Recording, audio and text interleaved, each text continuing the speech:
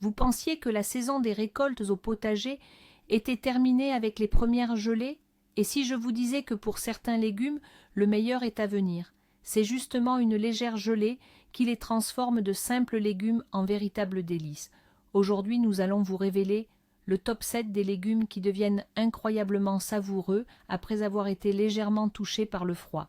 Vous découvrirez non seulement la magie de ce processus, mais aussi comment une simple réaction chimique des plantes peut transformer votre dîner.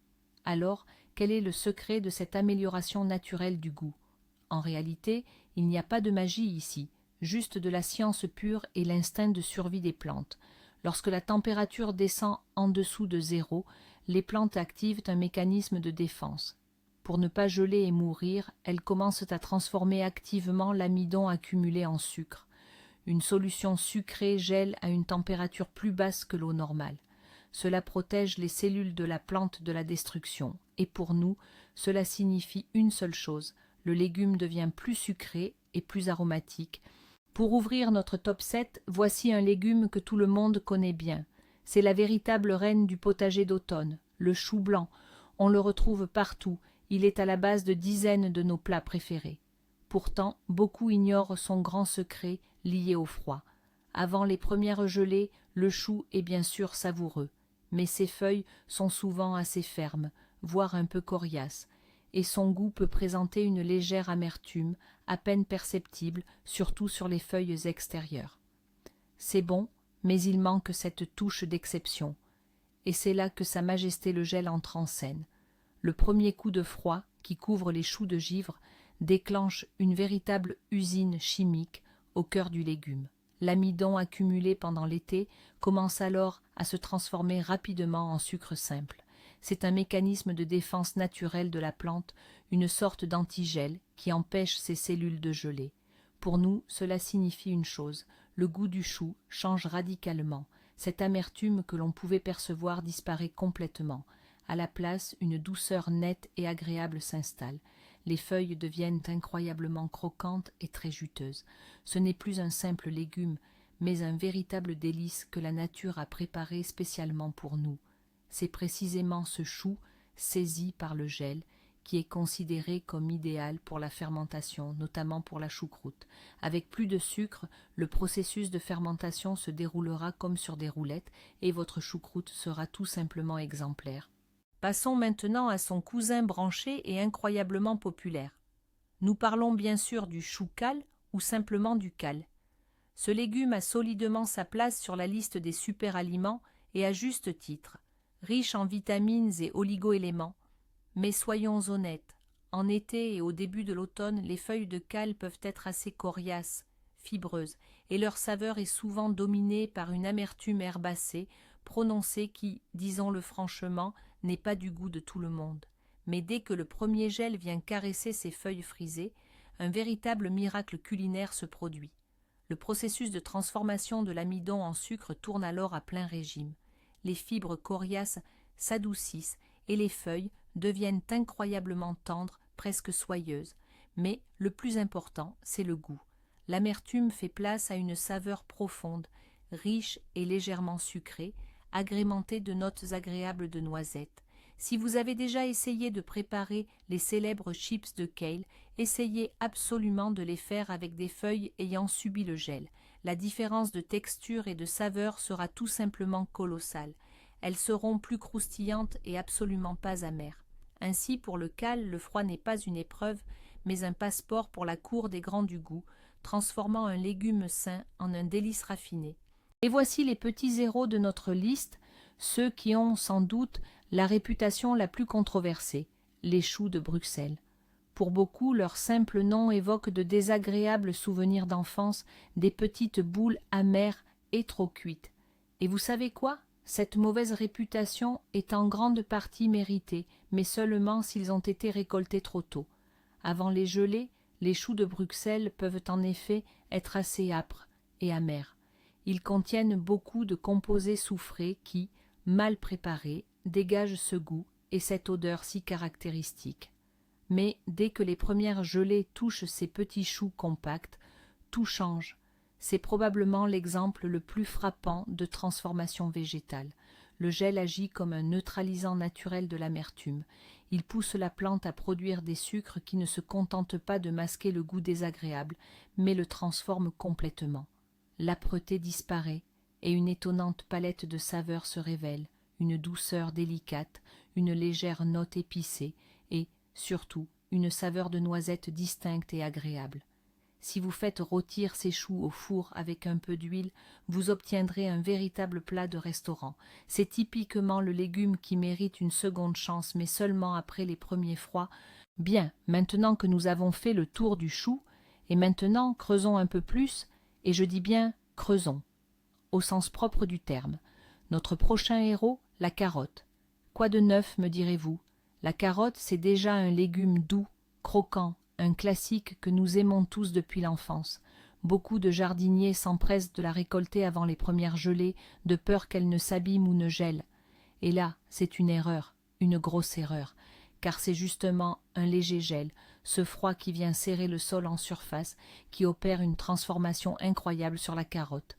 Le processus de concentration des sucres, ce fameux phénomène dont nous avons déjà parlé, atteint son apogée dans ce légume racine. C'est un peu comme si la nature décidait de prendre un légume déjà doux pour le transformer en un véritable dessert. Le goût ne se contente pas d'être juste sucré, il devient profond, incroyablement concentré, avec des notes de caramel bien marquées. Une carotte ainsi récoltée, après avoir passé un peu de temps dans une terre légèrement gelée, a un goût qui s'apparente véritablement à celui d'un bonbon.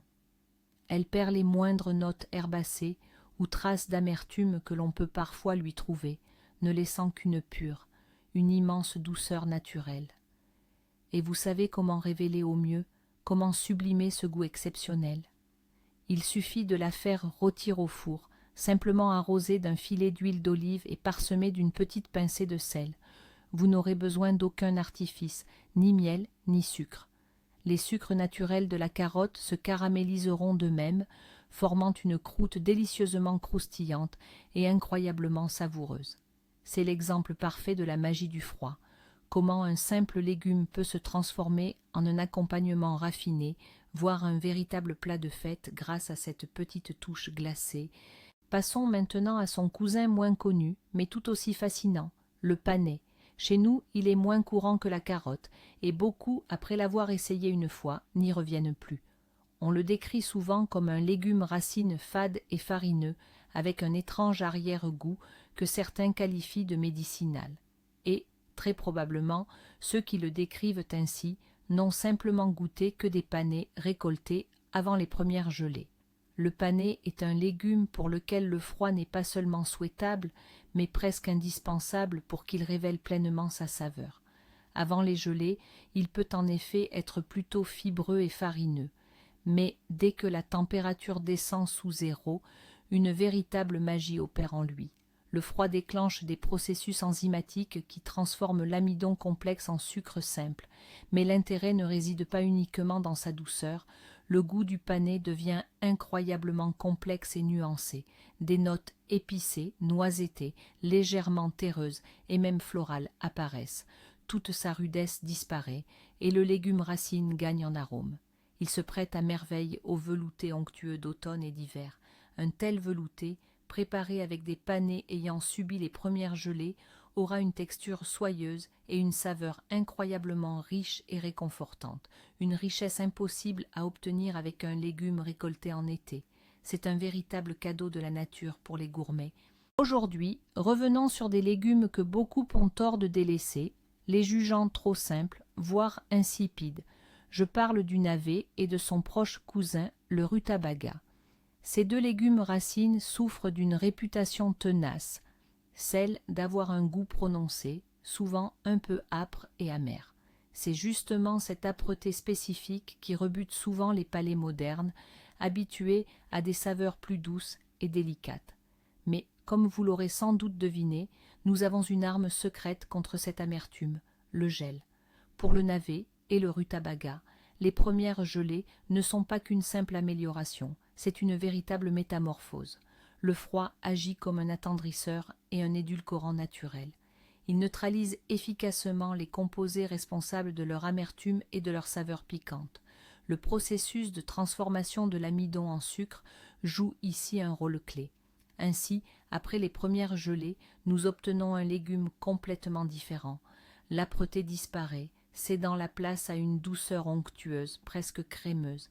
La texture devient beaucoup plus tendre, perdant son aspect fibreux et parfois un peu grossier. Si vous avez déjà eu l'occasion de goûter un navet étuvé, comme on le préparait autrefois dans les fours russes, sachez que son secret réside justement là, dans cette saveur douce, presque givrée. Essayez de préparer une simple purée avec du beurre à partir de ce navet ou rutabaga ainsi transformé. Vous serez surpris de découvrir à quel point ce légume racine oublié peut être délicat et savoureux. Pour clore notre sélection du jour, voici un légume que beaucoup n'auraient pas osé laisser en terre face au gel, craignant qu'il ne pourrisse. Il s'agit de l'élégant et parfumé poireau. Nous avons l'habitude de l'apprécier pour son goût plus doux et plus fin que l'oignon classique. Mais cette saveur déjà délicate peut être sublimée. Avant les premières gelées, le poireau présente une saveur piquante agréable, mais néanmoins bien présente. Elle est appréciable dans de nombreux plats, mais peut parfois être un peu trop directe. La structure de sa partie blanche est dense et ferme, mais dès que les premières gelées s'emparent du sol, le poireau subit une métamorphose étonnante, similaire à celle que nous avons observée chez d'autres légumes. Le froid force la plante à concentrer ses sucres, ce qui modifie radicalement son profil gustatif.